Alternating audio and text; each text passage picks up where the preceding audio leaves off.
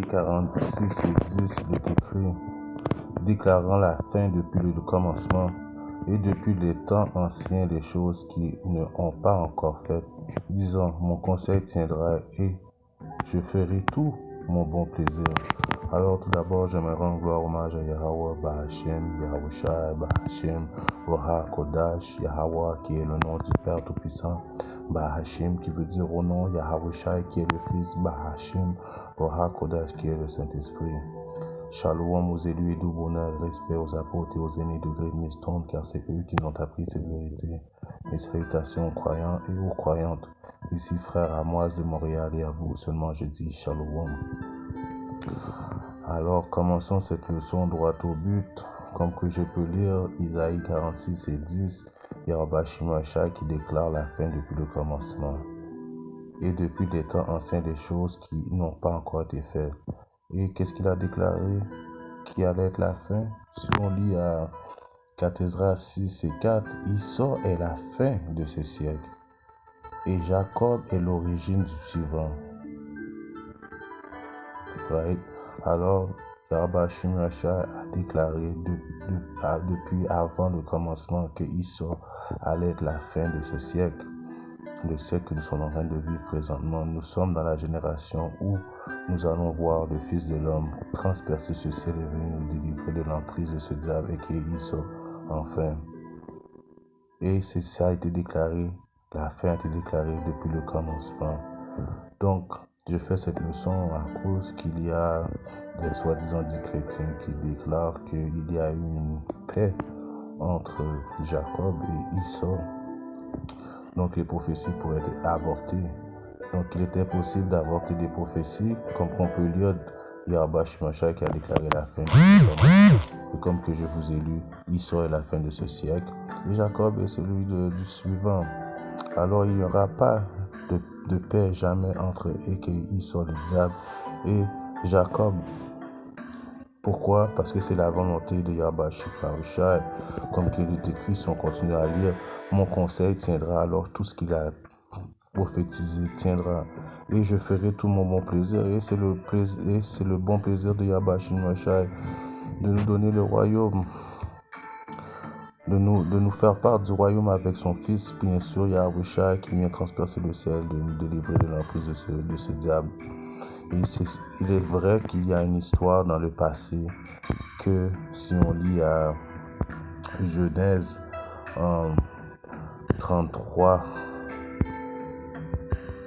et je commence à 1, right? Et Jacob leva les yeux et regarda et voici Issor venait de 400 hommes avec lui et il partagea les enfants entre Léa et Rachel et les deux servantes. Et il mit à la tête les servantes et leurs enfants et Léa et ses enfants, ensuite et Rachel et Joseph les derniers.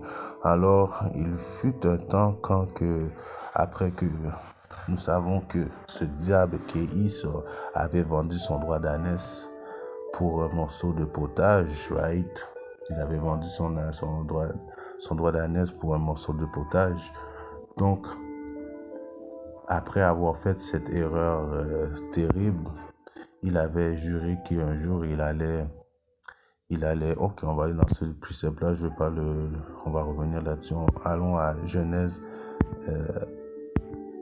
27 et je commence à 41.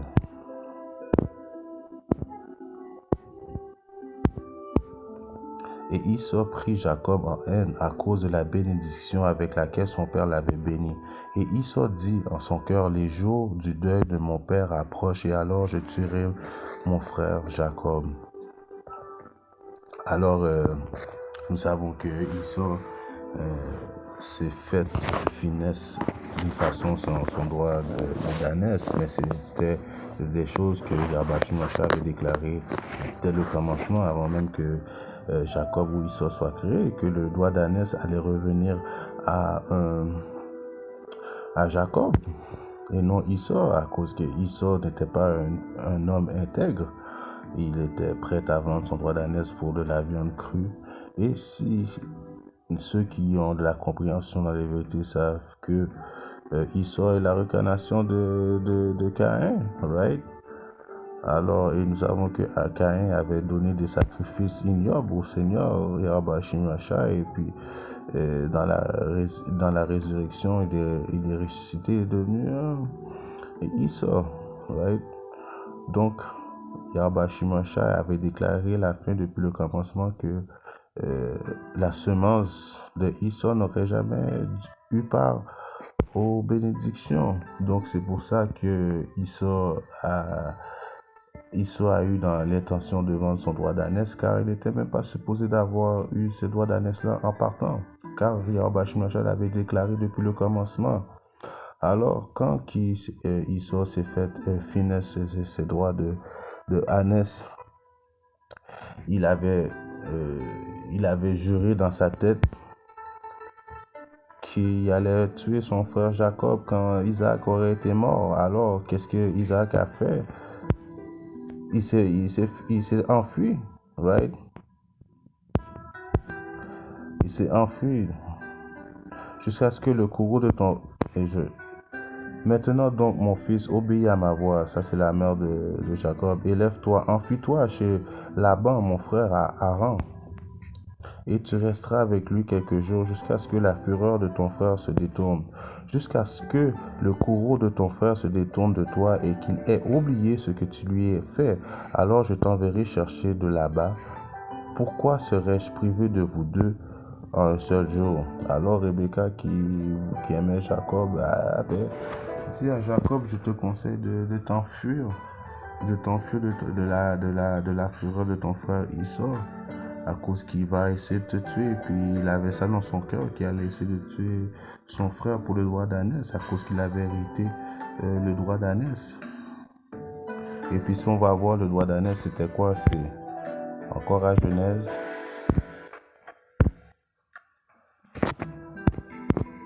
Oui, c'est ça, j'étais dedans, c'est vrai que à Genèse 29,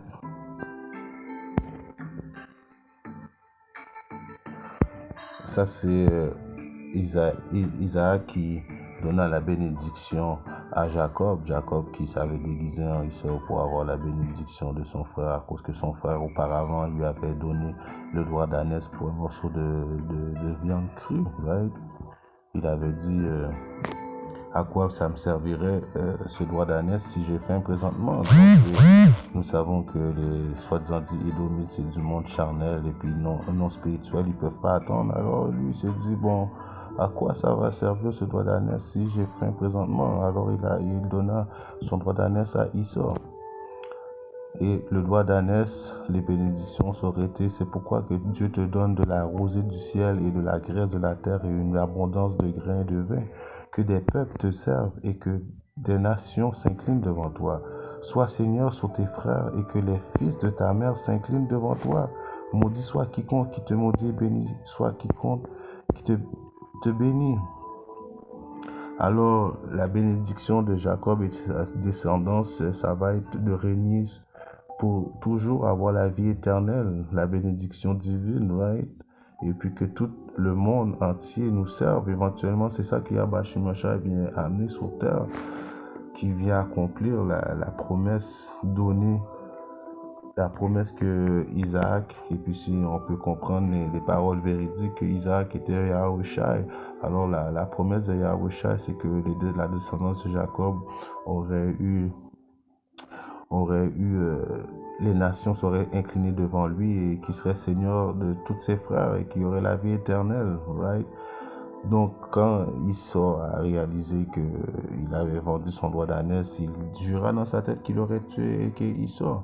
C'est ça qui revient à... Et après ça, il a été se sauver, right? Là, on revient à Genèse. Si on revient à Genèse 33 pour continuer l'histoire et de comprendre que pourquoi que Jacob, quand il vit son frère venir avec 400 hommes, et il savait encore les intentions de son frère, encore une fois, il usa d'intelligence, right? Et puis, il usa d'intelligence. Comme premièrement, si tu sais que ton frère voulait te tuer pour le droit d'ânesse et tu vois ton frère avec 400 hommes, avec full assurance, et puis toi, tu es juste avec ta famille, et puis tu n'as pas vraiment de soldats, tu vas faire usage de ta tête. Donc, il usa de sa tête, il passa devant eux et s'inclina jusqu'au sol, 7 fois jusqu'à ce qu'il arrive près de son frère. Et Esau courut à sa rencontre, il le prit dans ses bras et se jeta à son cou et l'embrassa et ils pleurèrent. Alors, ils étaient des frères jumeaux et puis dans cette époque-là, Esau n'était pas encore déclaré, sa progéniture n'était pas encore déclarée les diables sur la terre, right? Donc, il fut content de voir son frère. Donc ils se sont embrassés et puis Jacob a dû utiliser de son bon sens pour montrer à son frère il n'était pas fâché contre lui, inoffensif. Donc pour cette rencontre, ça l'a bien passé. Mais après cela, ça ne veut pas dire que la descendance de Esau, la descendance de Jacob avait fait la paix. Non, à cause, comme j'ai lu au début, Yahweh Shimashai déclare la fin depuis le commencement. Et la fin de ce monde, c'est que Esau. Même s'il a embrassé son frère, même si que, ils pleurèrent ensemble, la rivalité elle a continué et puis elle va continuer jusqu'à la fin, jusqu'à ce que Yahweh Shimashai vienne déplacer, déloger justement Esau, qui est le diable, sa descendance est le diable sur la terre, right? Donc, si on regarde le précepte qui est dans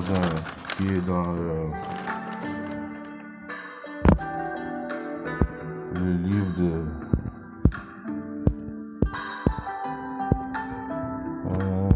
c'est vrai que je suis pas sûr. Je vais commencer avec Nombre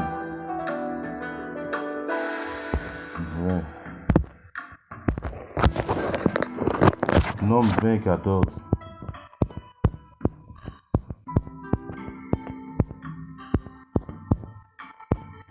Et Moïse envoya de Kédesh des messagers au roi d'Édom. Après tout ça,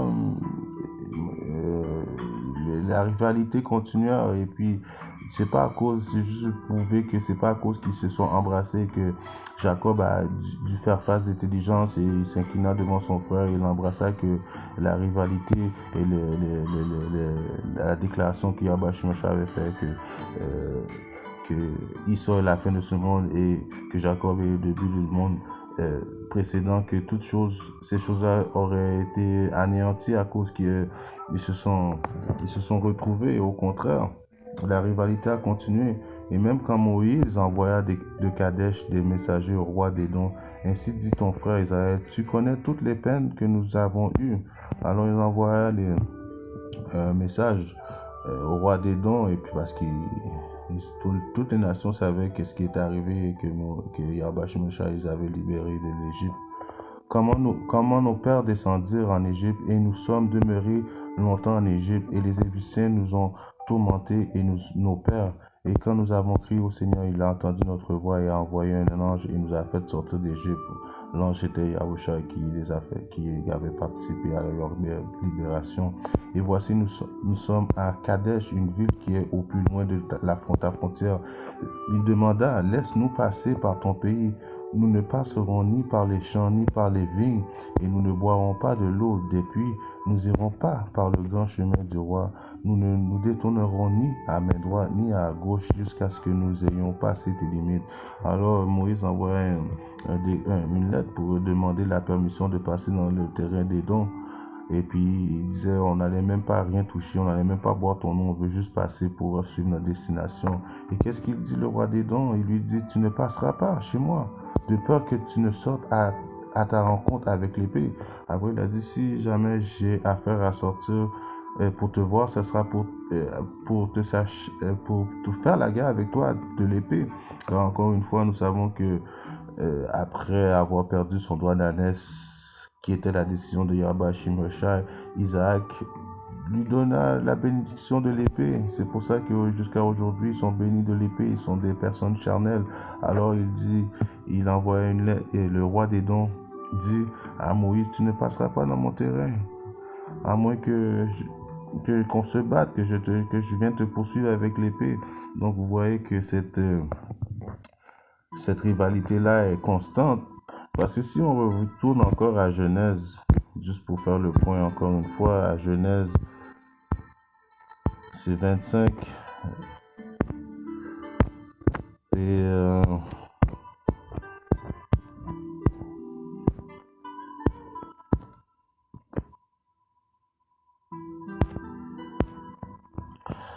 Genèse 25 et 23. Et le Seigneur lui dit, deux nations sont dans ta matrice. Alors Rebecca, deux nations, la Rebecca qui est la femme de Isaac, right, qui a la mère de Esau et puis Jacob, parce qu'on se souvient qu'ils sont des jumeaux. Il leur dit, et le Seigneur leur dit, deux nations, alors deux nations distinctes sont dans ta matrice. Et deux sortes de peuples seront séparés en sortant de tes entrailles. L'un des peuples sera plus fort que l'autre. Alors, qui est plus fort que l'autre? C'est nous. Nous sommes spirituellement plus forts que les Édomites. Right? Physiquement, nous sommes encore plus forts que les Édomites. Tout point de vue, nous sommes supérieurs aux Édomites. Et l'aîné servira le plus jeune. Alors, qui est sorti en premier? Esau est sorti en premier. Donc, l'aîné va éventuellement nous servir, encore une fois. Esau est la fin de ce monde et Jacob est le commencement du monde prochain. Alors vous voyez qu'il y a deux nations qui allaient sortir de ce monde. Et le premier sortit roux, tout couvert comme un vêtement velu. Il l'appelait Esau. Alors les soi-disant Édomites sont pas blancs, ils sont roux. Et le premier s'appelait Esau. Alors vous voyez, il y avait comme deux nations qui allaient se battre dans la matrice de la mer, qui sont prédestinés à être ennemis depuis même avant qu'ils soient sortis du ventre de la mer. Pourquoi? Encore une fois, comme qu'on a lu au précepte que j'ai commencé, Yahweh Shemashah déclare la fin depuis le commencement. Et puis c'était déclaré que ça allait se passer comme ça. Right? Alors, même après que Esau ait embrassé son frère, whatever, la guerre continua. Le roi d'Édom a refusé de laisser passer les Israélites dans son terrain. Si on peut voir un autre précepte d'un de nos ancêtres aussi, qui est dans le psaume 139.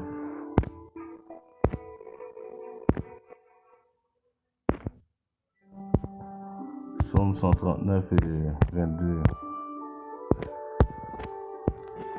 Je les haïs d'une parfaite haine, je les considère comme mes ennemis. Ça, c'est notre roi David qui, encore une fois, qui précise qu'il n'y aura jamais de peace entre les Édomites et la descendance de Jacob, Israël. Il les considère comme ses ennemis jurés, right? Never will be peace. Alors, un petit moment dans l'histoire où ce que Jacob a dû utiliser de bon sens pour détourner l'attention de son frère Esau, parce qu'il sait que Esau c'est un homme charnel, un homme radical, et il l'a vu venir avec 400 hommes. C'était juste un peu à cause qu'il avait peur. Il a utilisé l'intelligence, mais quand même, comme que Yahweh Shemashah avait dit, les deux nations ont été des nations, un vaisseau positif, un négatif. Si on regarde un précepte à Amos 1 et 11. Ainsi dit le Seigneur Yahweh Shemashah, à cause de 3 transgressions d'Édom et de même de 4, je ne déférerai pas sa punition parce qu'il a poursuivi son frère avec l'épée et qu'il a rejeté toute pitié, que son courroux déchirera continuellement et qui gardera sa colère à toujours. À cause que, justement, Esau, oui, qu'il est vrai qu'il est l'épée de Yahweh Shemashah, et puis Yahweh Shemashah l'a utilisé pour nous donner une punition à cause que nous sommes détournés en tant que peuple les lois, statuts, les commandements de Yahweh Shemashah. Mais lui, il a été overboard, right? Il a dépassé les attentes. Il a fait encore plus, right? Il a violé, right? Il a fait l'oppression, les meurtres, les génocides, les maladies, et surtout qui a donné au royaume du Nord, Gad et Dad, quand il a à Gad, c'est laquelle, quand il a donné, vous savez, les chicken pots qu'on appelle les serviettes avec des maladies, qu'est-ce qu'il a fait l'oppression qu'il a faite dans le royaume du sud, qui est Judas, Benjamin et Lévi. Il went overboard avec ça. Il nous tuait, il nous violait, femmes et hommes. Il a médité des cruautés. Tellement qu'il a médité des cruautés, tellement qu'il a été sadique comme qu'on peut. Il n'a pas eu aucune limite à son diabolisme envers son frère. À cause de ces transgressions-là, Yahweh Shimosha va jamais pardonner Issa pour le mal qu'il a fait. Si on regarde un précepte qui est dans Psaume 55 et 21, il est écrit: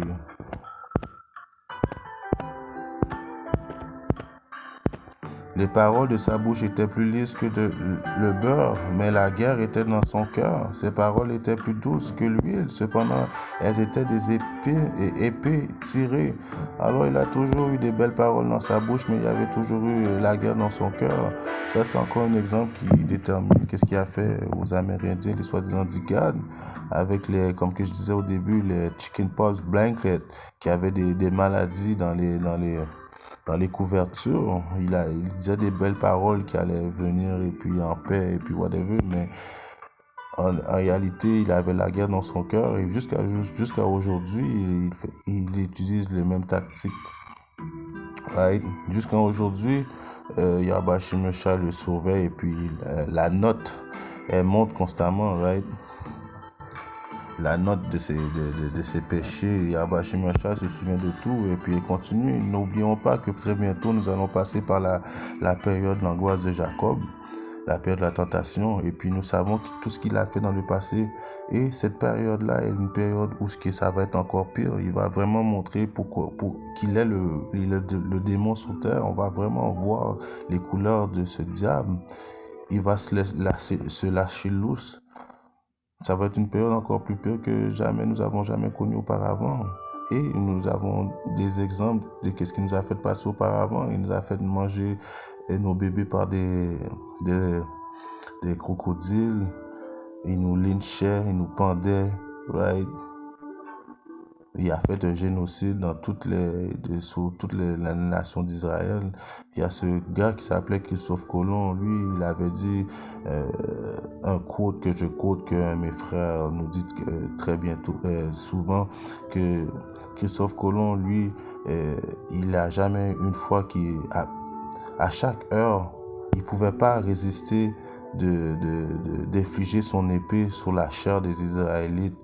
Son épée était constamment dans la chair des Israélites. Alors vous voyez, ce diable-là, il went overboard, il a été overboard dans sa malice. Alors c'est pour cette raison qu'il y a Yahweh Shimosha, il n'y aura jamais de peace entre nous et eux. Right? Si on regarde un puissant, non seulement aussi ils ont tué notre Seigneur et Sauveur, les Romains, c'était des Édomites aussi qui ont crucifié notre Seigneur. Apocalypse 18 et 5. Car ses péchés sont parvenus jusqu'au ciel, et Dieu, Yahweh Shimosha, s'est souvenu de ses iniquités. Kolala Yahweh Shimosha, que lui souvient de toutes les iniquités de ce diable. Lui garde tous les anges enregistrent tout, qu'est-ce qu'il a fait, et puis ils ont tout gardé en note. Ces péchés ont monté jusqu'au ciel. Ouais. À Malachie 1 et 4, il est écrit: tandis qu'Édon dit, nous sommes appauvris, mais nous ne retournerons et rebâtirons les lieux dévastés. Ainsi dit le Seigneur des armées, ils bâtiront, mais je renverserai, et on les appellera la frontière de la méchanceté, et le peuple contre lequel le Seigneur est indigné pour toujours. Alors ce peuple est indigné. Yahweh Shimosha est indigné pour toujours, la frontière de la méchanceté. Donc il n'y a pas eu un peuple aussi méchant que les Édomites. Et pourtant nous avons été en captivité en dessus de beaucoup d'autres nations, mais les Édomites ont été les plus pires jusqu'à aujourd'hui, et leur méchanceté est encore à découvrir. Comme que je dis, la période de la tentation, la période de Jacob, c'est là qu'on va vraiment voir les vraies couleurs de ce diable. Alors c'est pour ça qu'on les appelle la frontière de la méchanceté. Il est vrai que ils avaient été appauvris, ils avaient été ralentis, en voulant dire les Romains avaient pris un recul, mais éventuellement les Romains 2.0, comme on dit, ce sont les Américains d'aujourd'hui. Alors, les Américains d'aujourd'hui qui sont dans le pays de Babylone, éventuellement Yahweh Shimosha va détruire. Ils rebâtiront et je détruirai. Et on les appellera la frontière de la méchanceté. Le peuple contre lequel le Seigneur est indigné pour toujours, alors il n'y en a pas de peace entre nous et ces diables, right? Jamais.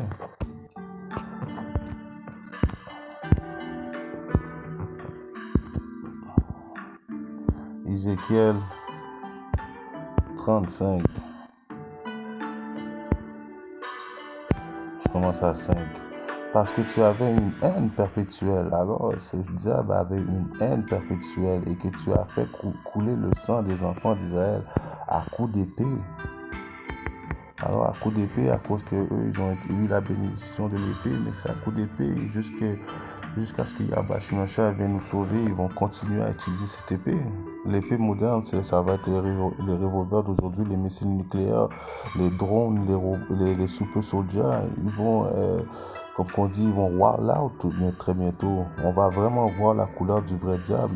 Et les 2 tiers qui pensent qu'ils ne sont pas d'ennemis, ils vont périr par les mains de cette épée, car ils sont en réalité l'épée de Yahweh Shimosha. Yahweh Shimosha utilise ce diable pour éventuellement punir son peuple, autant de leur calamité, autant où leur iniquité était à sa fin.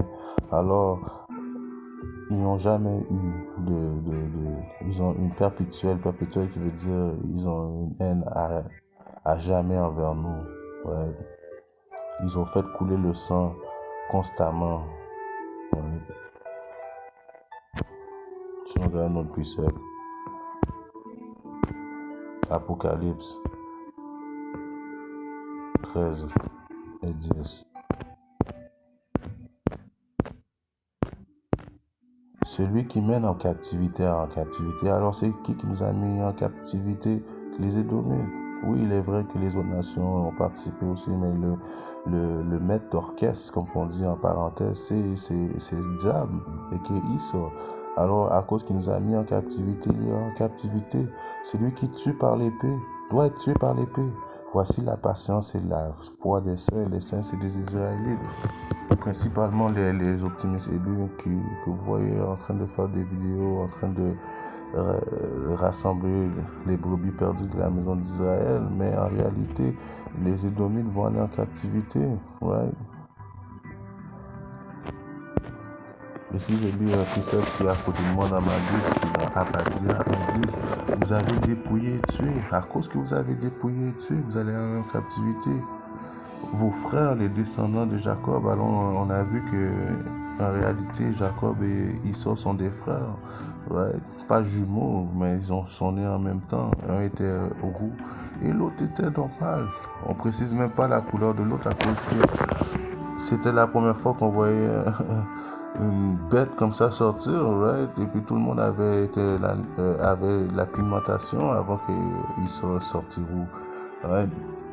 Je relis Abadias 1:10. Vous avez dépouillé, ils nous ont dépouillé et tué vos frères, les descendants de Jacob. Eh bien, vous serez couverts de honte. Alors éventuellement, vous allez être couverts de honte très bientôt.